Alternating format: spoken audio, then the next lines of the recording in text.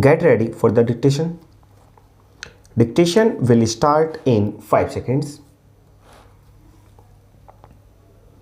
Start. Mr. Deputy Chairman, Sir, I welcome the bill which has been moved by the Honorable Minister.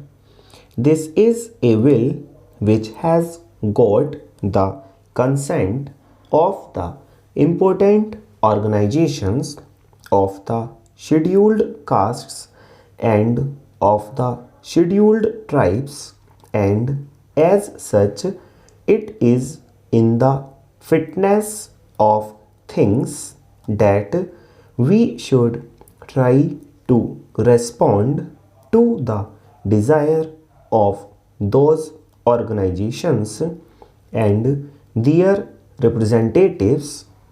Sir, the sentiments of those organizations is quite understandable because in the arrangement as it exists at present, those members of the scheduled castes and the scheduled tribes who want to take advantage of the reservation was made for them in the constitution in order to represent certain constituencies in the legislations are laboring under a distinct disadvantage.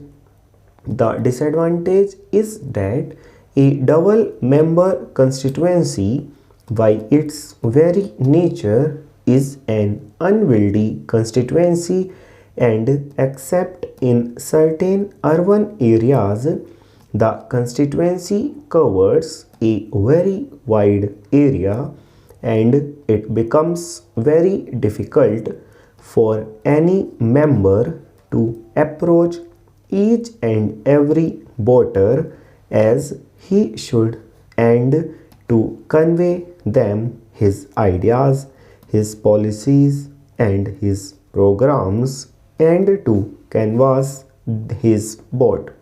Sir, it is well known fact that the larger the constituency, the greater the expenditure for any candidate who wants to get the votes of the electorate in that constituency.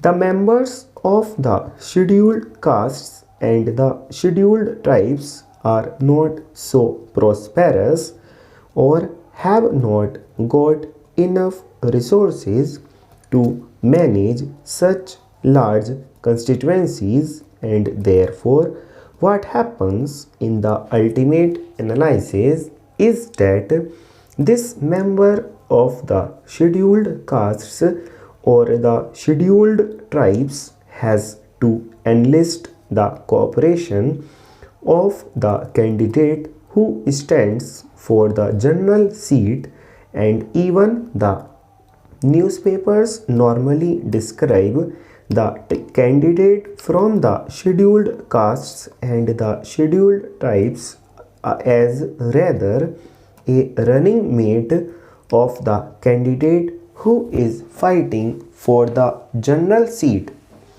It is a very undesirable thing because thereby the special protection which the Constitution has given and which this Parliament has extended would not be available to the members of the scheduled castes and the scheduled tribes, and they will have to enlist the support of the general constituency candidates.